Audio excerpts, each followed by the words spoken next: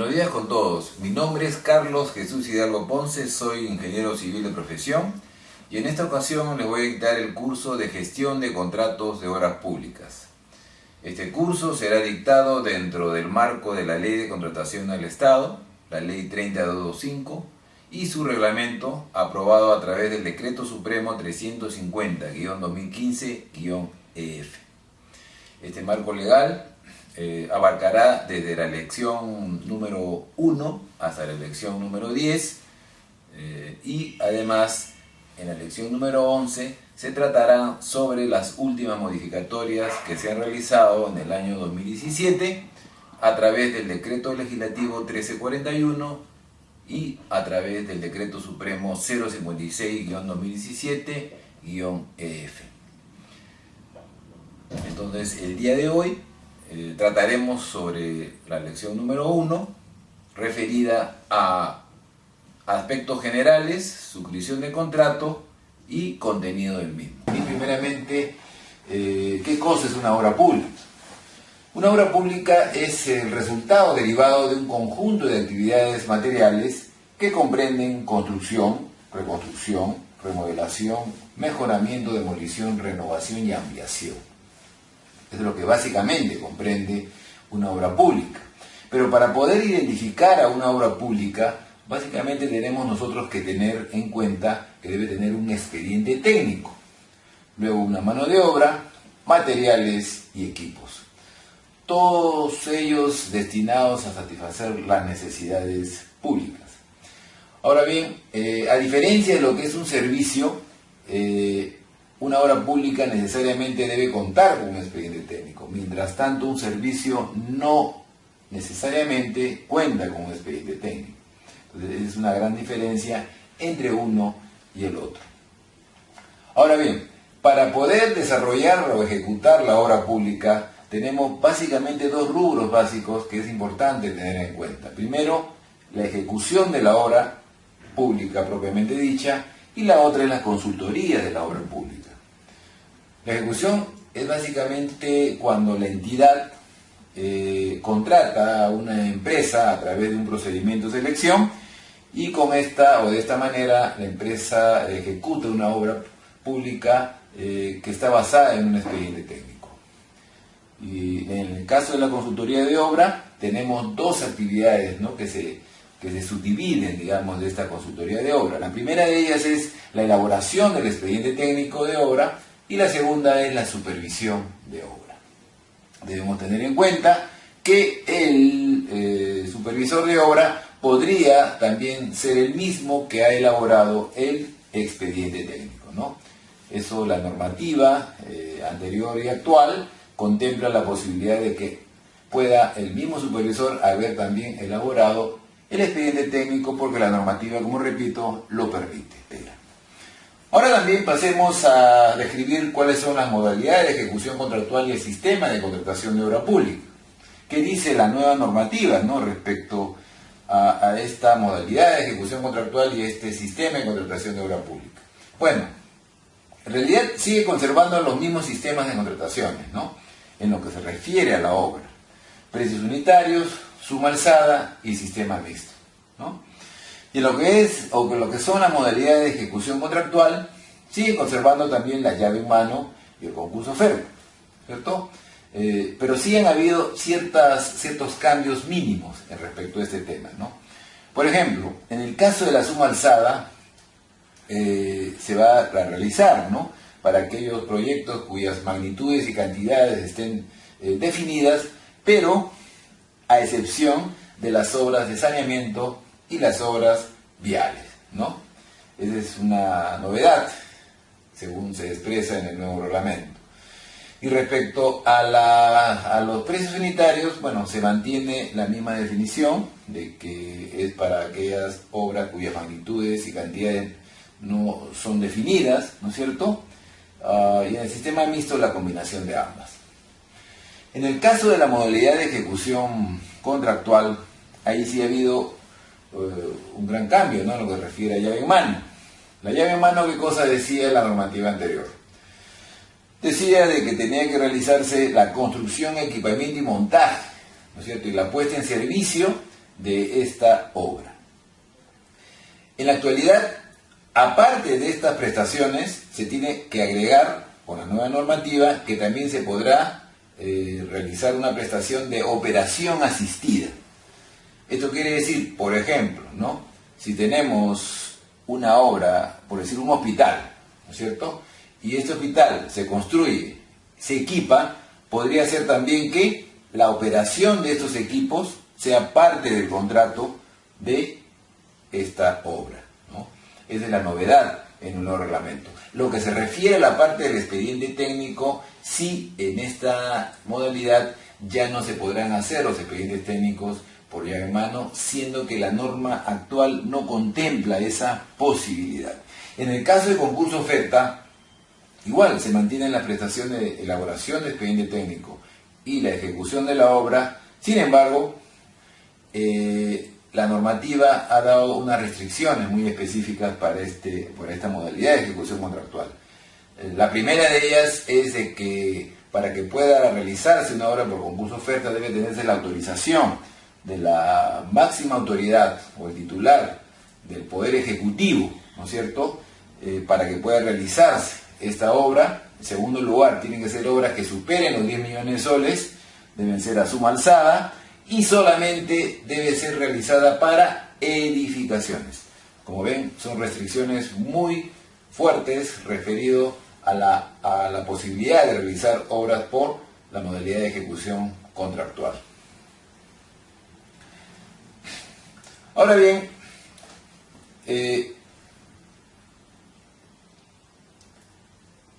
la ejecución de los contratos de las obras públicas, para el caso, digamos, de este curso que estamos desarrollando, va a ser dentro del marco, ¿no?, de la normativa de contrataciones nacional, ¿no es cierto? Y para eso tenemos que mencionar la base legal. Entonces, nuestra norma madre, digamos, es el RULCOP, el REGA y el RUA. El RULCOP, que es el Reglamento Único de Licitaciones y Contrataciones de Obras Públicas, el REGA, que es el Reglamento General de Consultorías, y el RUA, que es el Reglamento Único de Adquisiciones, ¿no es cierto? Entonces, estas son las normas madre, digamos, que sobre el cual se viene desarrollando la normativa de contrataciones a través del tiempo y en la actualidad. Luego de tener estas tres normas, lo que se hizo fue básicamente sacar la ley 26850, ¿no?, y la aprobación del reglamento a través del decreto 039-98, con el cual se crea la ley de contratación del Estado. ¿Cuál es el objetivo de esta ley? Consolidar estos tres reglamentos. Y a través del tiempo, como se puede observar, ¿no?, se ha venido desarrollando o cambiando esta normativa a través de textos únicos ordenados, a través de decretos supremos, como el 083 del 2004 y el 084 del mismo año, ¿no?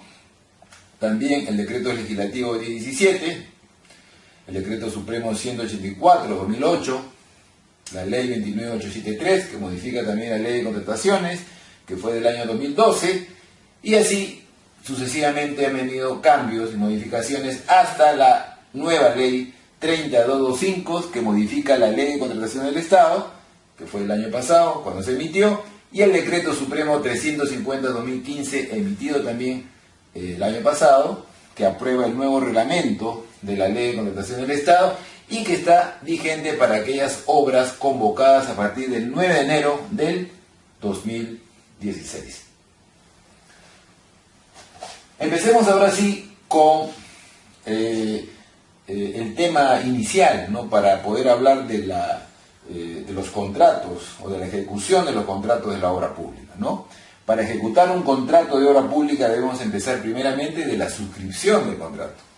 Entonces, ¿qué podemos decir de la suscripción del contrato? La nueva normativa aprobada, o el nuevo reglamento aprobado de la Ley de Contratación del Estado, o Decreto Supremo 350-2015, contempla nuevos plazos, ¿no?, para la suscripción del contrato. Primeramente, una vez consentida la buena pro y una vez registrado en el SEACE, ¿no?, esta contratación, el postor ganador tiene 8 días hábiles, ¿no? 8 días hábiles para presentar la totalidad de los requerimientos, ¿no? Miren claramente cómo menciono, totalidad, no una parte, sino la totalidad de los requerimientos, para la firma del contrato, ¿correcto? Luego la entidad tiene 3 días para firmar el contrato u otorgar un plazo adicional para subsanar las observaciones si es que las hubiera. Es decir, por ejemplo, si presenta el postor dentro de los documentos, de repente una garantía, ¿no?, que tenga un objeto que no es el correcto, el cual esté garantizándose, podría ser observada por la entidad y la entidad podría darle un plazo máximo de 5 días para que pueda subsanar esa observación. O podría ser, en el caso de la contratación de obras que estamos, se presente un calendario de avance de obra valorizado y sustentado por un diagrama Gantt, un diagrama CPM, correcto, y que la entidad lo observe y el postor tenga que hacer algunos ajustes por esas observaciones que pueda hacer la entidad. Entonces, en esos casos, definitivamente podría la entidad darle un plazo de 5 días hábiles como máximo para que pueda levantar esas observaciones el postor. Una vez levantadas estas observaciones, el postor ganador subsana las observaciones formuladas y suscribe el contrato. Pero ¿qué sucede si no asiste el postor a suscribir el contrato? Perdería la buena pro. Y si pierde la buena pro, ahí lo que sucede serían dos cosas fundamentales. La primera de ellas, por ejemplo, ¿cuál sería? Si es que es el caso de una supervisión de obra, tendrá que comunicarse, ¿no? O el órgano encargado de contrataciones tendrá que comunicar al segundo lugar para que presente esta documentación para la suscripción del contrato, ¿no? Y si este segundo lugar se presenta o no se presenta a suscribir el contrato, definitivamente allí ya se tendría que declarar el proceso desierto. La otra posibilidad es que si es obra, ¿no?, ahí sí el órgano encargado de contrataciones deberá indicarle al comité de selección para que este comité lo califique, ¿no?, la propuesta del segundo lugar, y en caso de ganar la buena pro este segundo lugar, recién ahí el órgano encargado de contrataciones le podrá requerir a este segundo lugar para que presente la documentación de acuerdo a la normativa. Si no la presenta o si no se presenta a la firma de contrato este segundo lugar, también será declarado el proceso desierto. Otro tema también importante que tenemos que hablar respecto a este tema es de que podría ser también que la entidad, ¿no es cierto?, sea la que incumpla la firma de contrato, ¿cierto? Podría darse este caso. Entonces, si la entidad no cumple con la firma del contrato dentro del plazo establecido, el postor ganador puede requerirle a ella la suscripción del contrato, dándole también 5 días de plazo para que suscriba ese contrato. Si la entidad no lo suscribe, el postor deja de estar obligado a suscribir el contrato. Obviamente todo este tema va a demandar ¿qué? Responsabilidades, ¿no?, en el caso de la entidad o los funcionarios de la entidad, ¿no? Porque si no se firma el contrato debe ser por supuestos claramente establecidos en la normativa. ¿Qué documentos obligatorios se tienen que presentar para la suscripción de contrato de obra? Aquí tenemos la relación de documentos que se tienen que presentar. La primera de ellas es constancia vigente de no estar inhabilitado o suspendido para contratar con el Estado. ¿Por qué la palabra suspendido? Que es una novedad ahora en estos nuevos requisitos, porque ahora dentro de las infracciones no solamente hay inhabilitaciones temporales, ¿no?, y definitivas, sino también hay la aplicación de multas. Y cuando el OCE le aplique una multa a un postor determinado, evidentemente va a tener que suspenderse a ese postor hasta que pague la multa. Por lo tanto, en esos casos se va a tener que tener una suspensión, se va a dar la figura de la suspensión. En el caso de las garantías, salvo el caso de excepciones, también se va a presentar un tema importante, ¿no? En el caso de obras, las garantías básicamente siempre se van a presentar, sea póliza o sea carta fianza. La única forma de no presentar una garantía podría ser en el caso de las MIPES, porque ellas sí estarían exoneradas, pero tienen que haber también algunas condiciones adicionales, ¿no? En el caso de obras, por ejemplo, primero tienen que ser obras que superen los 60 días, segundo, tienen que ser más de 2 valorizaciones periódicas, ¿no? Para poder estar exonerados y no presentar, ¿no?, una garantía determinada, ¿no? Ahora, en el caso también los requerimientos de contratos de consorcio, también es uno de los requisitos que se tienen que presentar para la suscripción de contrato. El código de cuenta interbancaria, ¿no?, que desde el 2012 ya se ha introducido como un documento obligatorio para la suscripción de obra, de contratos de obra.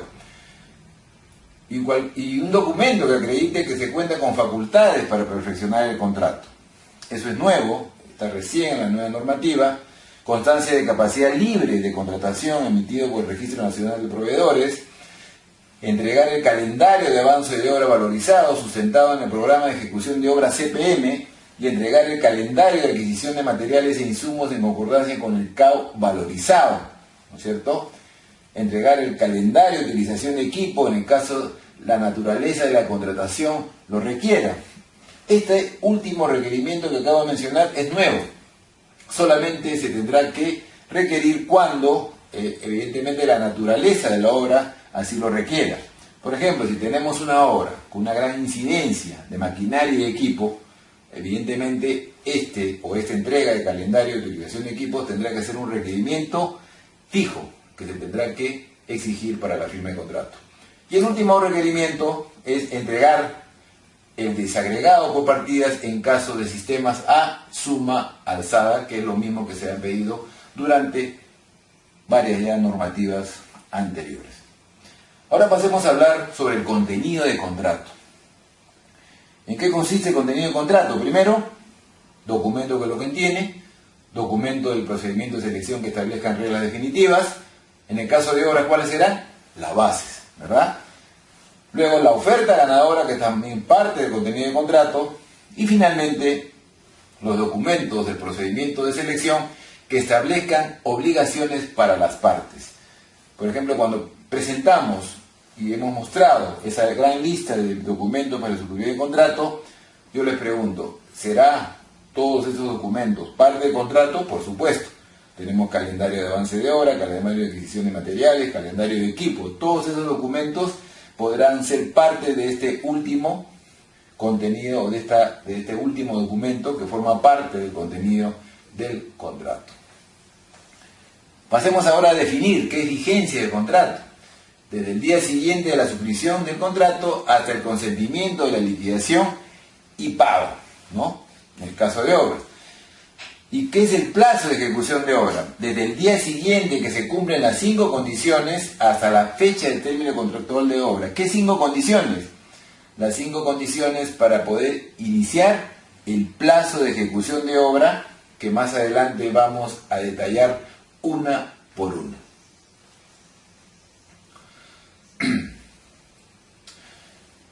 Como referencia, vamos a dejarles algunas opiniones que sería bueno que ustedes puedan leerlas para ampliar su conocimiento respecto a este curso o primera clase que estamos desarrollando sobre la suscripción de contrato, ¿no?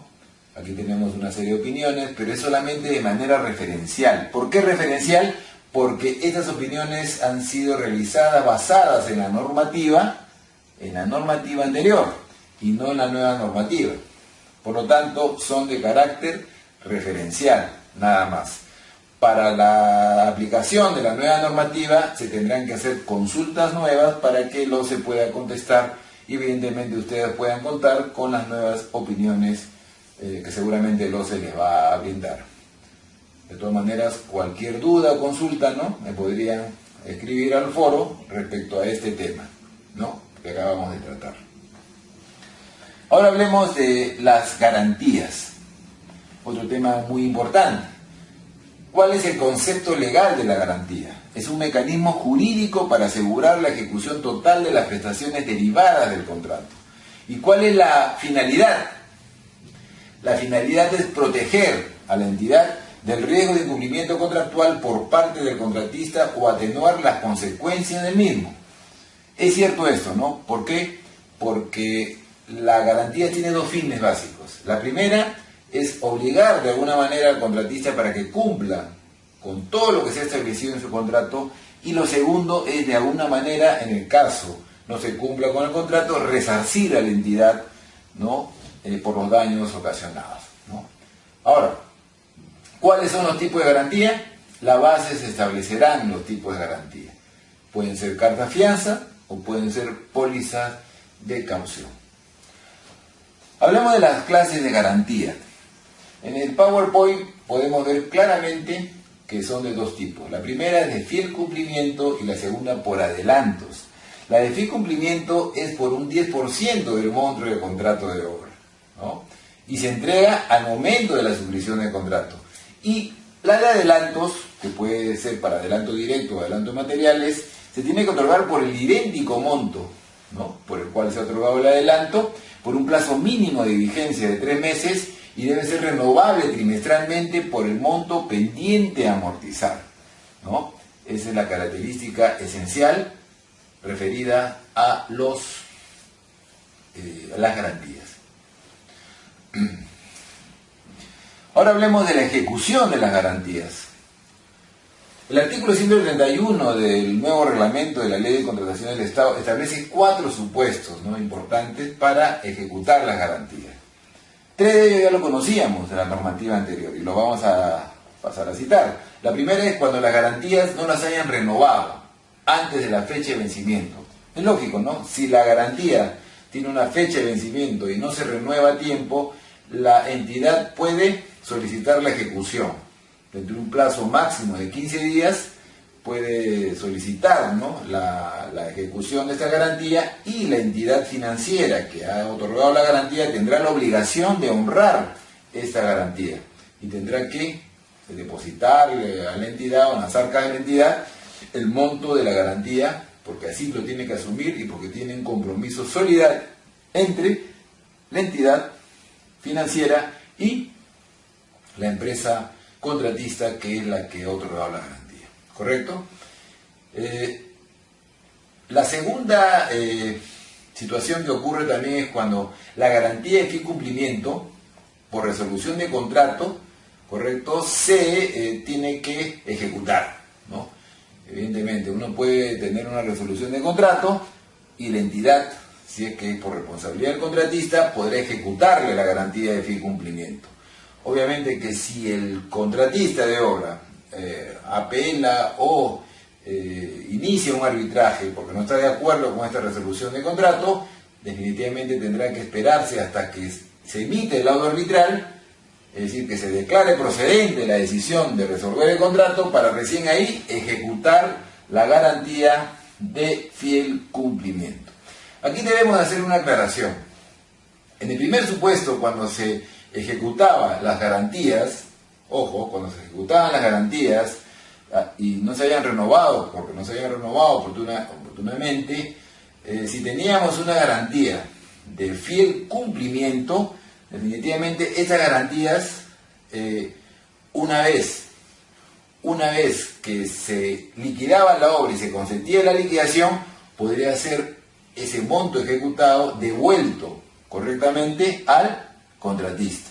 En cambio, si lo que se ejecutaba por no haberse renovado oportunamente, repito, una garantía por adelanto, ahí sí, cuando se ejecuta la garantía por adelanto, ya no tiene sentido que la entidad devuelva ese monto. ¿Por qué? Porque sencillamente se considerará que ese monto ya está amortizado. Es decir, el contratista perdió la oportunidad de financiarse a través de esta manera. Pasemos al tercer supuesto, entonces. La garantía de fiel cumplimiento también se puede ejecutar cuando el contratista no haya cancelado en 3 días el saldo a su cargo, luego de la liquidación final consentida. Digamos que se liquide, el contratista debe plata a la entidad, en vez que la entidad le deba plata al contratista, y la entidad lo notifica. Lo notifica para que en el plazo de 3 días le cancele el saldo que tiene que devolverle a la entidad. Si no lo hace, luego de pasado este plazo, la entidad tendrá todo el derecho de poder ejecutar la garantía, pero por ese monto, solamente por ese monto. Y el cuarto supuesto que vamos a pasar a mencionar es un supuesto nuevo, que recién el nuevo reglamento lo instaura. ¿Cuál es? Que la garantía por adelanto se ejecuta cuando resuelto o declarado nulo el contrato, exista riesgo sustentado de imposibilidad de amortización o pago aún en controversias. Esto es nuevo. Es decir, si la entidad detecta de que hay un riesgo de poder recuperar este monto de adelanto entregado, definitivamente podrá tener la oportunidad de, primeramente, notificar, si es que hay un riesgo, va a tener que notificar al contratista para que devuelva o termine o amortice la totalidad de este adelanto.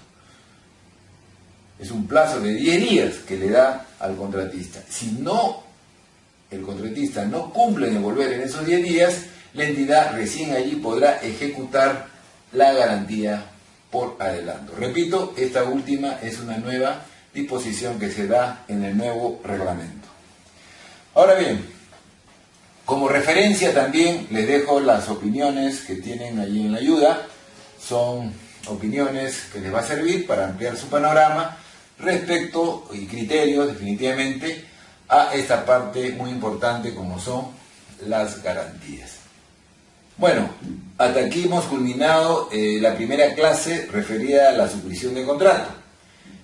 No sin antes indicarlo que cualquier duda que ustedes tengan podrán visitarnos tanto a nuestro foro y si no también a la página web donde se van a encontrar mayor información respecto a este tema que hemos tratado el día de hoy.